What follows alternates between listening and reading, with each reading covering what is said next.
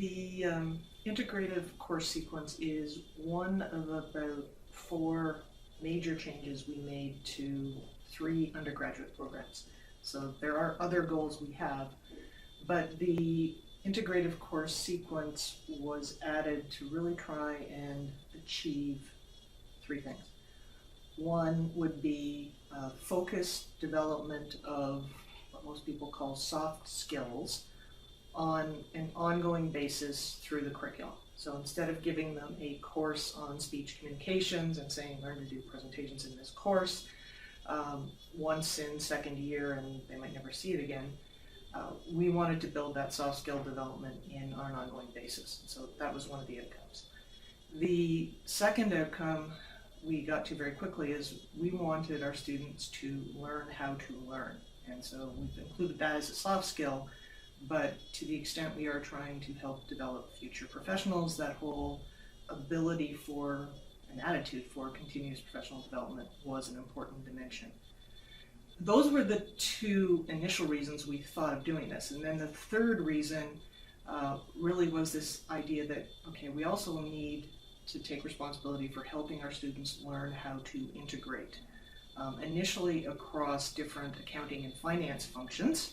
And so they know how to integrate financial reporting with finance, for example, tax. So when they look at an issue, they look at it as a business issue, and then they look at how do they bring the accounting and finance capabilities to that issue or decision. And as we started to refine that idea, we realized, okay, well, they've also got to be able to integrate with their understanding of business, and it'd be nice if they could actually work in a team while they were doing and basically communicate what they found. And so ultimately it started becoming integration across a whole range of competencies and skills. And so our hope is by the end of the 4 years, we have a set of graduates coming out of undergrad programs with what we call the capacity to integrate. And so they know how to pull things together, but they also know how to work with people who have different capabilities, so engineers and marketeers, and they can collaborate with them when the decisions involve a lot more than just accounting and finance.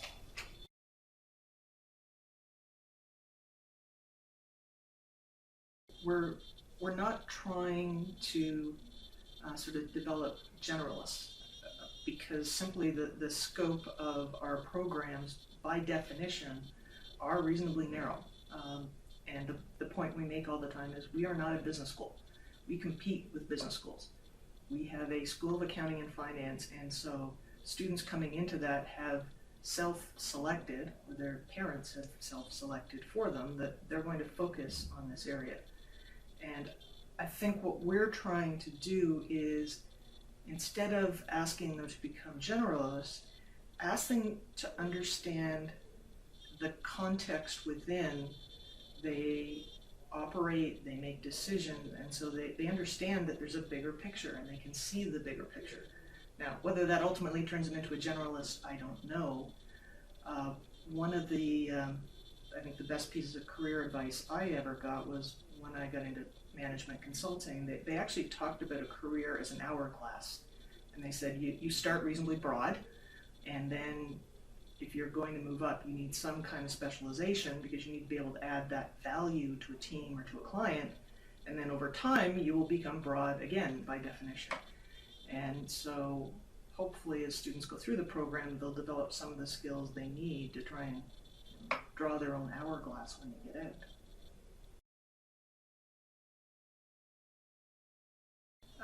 We decided to take this integrative approach now probably based on 2 drivers. So I personally believe on this campus anyway, we have done some level of integration implicitly. At least we did in mid-1980s when I was a student here. But when I was a student here, the size of the cohort was much smaller. We were a graduating class of 23. Even when they got the program up to 50 or 75, you could do it implicitly. And faculty would just kind of work together to make that happen. When you get to the scale we're at, which is a cohort of 375, to 400 students, it can't be implicit anymore. We have to, as a faculty, sort of make commitments to make it happen, and we've got to make the students aware that it's something that's expected of them. So that really was one driver, which was how do we try and scale this? The other driver, and I've sort of referenced it a couple of times, Howard Gardner's book on sort of 5 Minds for the Future has had a pretty significant impact, at least on me, and whatever influence I've had on our programming design. And he certainly talks about, as we move forward in the future, there's going to be increasing pressure for specialization. And the more people specialize and the deeper they get, the harder it is for them to draw connections and actually get to what he calls a synthesizing mind. And so we looked at that and said, we can certainly see it in our professions. In accounting, finance, there's increasing specialization, and so you may be a tax specialist, but the really good tax specialists are the ones that can go deep and can also come up and look across. And so ultimately, we're hoping we're preparing our students for that kind of future.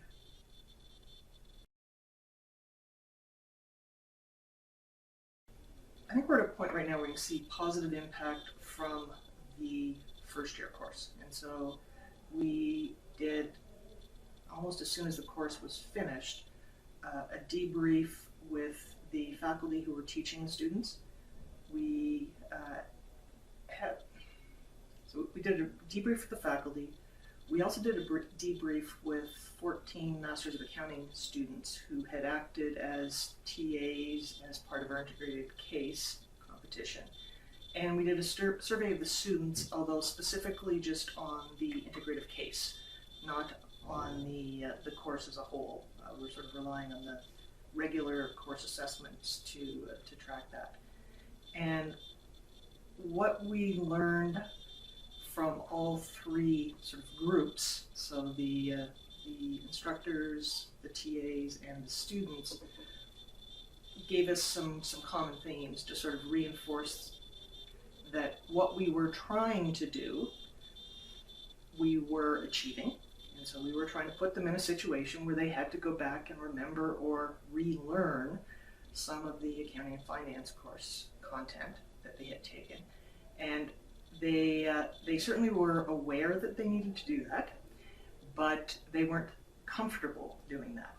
And so from my perspective, what we were trying to accomplish through the soft skill development, we achieved.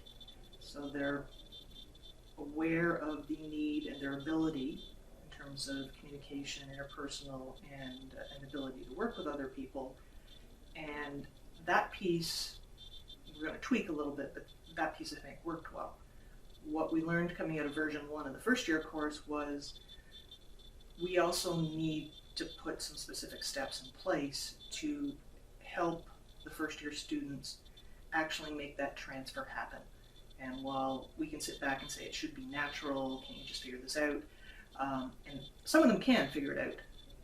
It's probably a better learning experience if we actually facilitate that process, particularly the first time through.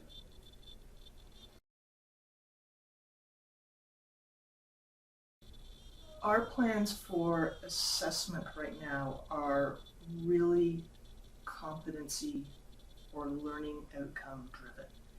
And as we've moved through the process, even with just the first year course in place and the work we're doing right now with design on the second year course, I'm mentally starting to make a distinction between those 2 things and look at it from a perspective that says we need to be very clearly assessing against learning outcomes. Mm-hmm. And a lot of that assessment is going to be rubric driven. Mm-hmm.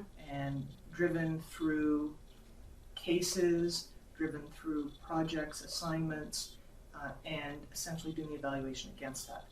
Some of which, hopefully, we can capture as the students go through and essentially use it as the basis for any portfolio. And again, use that to integrate with work terms and some of the things they're already doing with ePortfolio. So that assessment against learning outcomes, hopefully we can get 3 perspectives on it. And certainly when Anson was presenting a few weeks ago, he talked about the fact that he knew he was learning when he had done a self-assessment, when he'd gotten an assessment from the instructor, and when he'd gotten an assessment or sort of peer evaluation. And I'd like to think as we go along with the learning outcomes, we will try and reinforce those three measures. But what the four-course sequence allows us to do is say, okay, those are learning outcomes. We can measure those and need to measure those through the 4 courses, but we can also measure those in all of our other courses. And we can and should be doing that. And so we're trying to put the plans in place to do that. What the 4 integrative courses give us an opportunity to do is to actually measure whether the student is competent. And so we're now at the sort of process with the second year course of trying to say, okay, well, at this point, how would we define competent?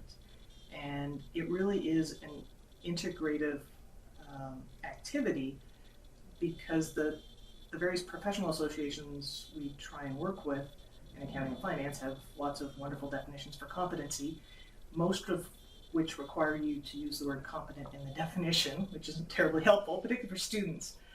But Dr. Peter Jensen has one definition for competent that I love, and he just says it's the ability to do it when it really matters in the real world. And so we're trying to design the cases at a level that says this is what we think you need to be able to do at this point out in the real world. So before you go on your next work term, this is what we expect you would see. Can you actually do this? And that, I think, increasingly is something we're going to try and build into the program, specifically in each of those sort of 4 courses. And it becomes hopefully an evaluation of the students, of the program, and potentially of some of the courses where if we see students continually not being able to go back and transfer that knowledge, becomes a means to say, okay, well, we've got to do something about how we're teaching X or Y, because there's something that's not happening. The students aren't able to transfer.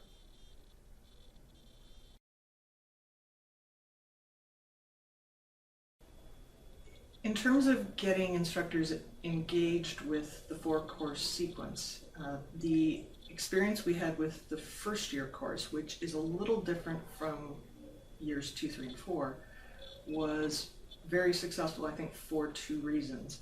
One, we had faculty on campus who were teaching speech communications courses who viewed this as a great opportunity. So they have taught our students before. They know the strengths and weaknesses of our students, and they were reasonably confident that our students would put the effort in to try something new. And so from that perspective, they looked at this as a real opportunity. And we were able to convince them and then actually deliver that we would do the parts that they didn't want to do and couldn't do. So certainly, for example, evaluation of the accounting and finance content in a presentation. We didn't expect them to do that, but we had to deliver the Masters of Accounting students, the really strong ones, who could step in and do that very well. And so from that perspective, it was trying to make sure that everyone understood the roles that they needed to do and that they were being given a chance to really succeed given what they wanted to do and what they could do.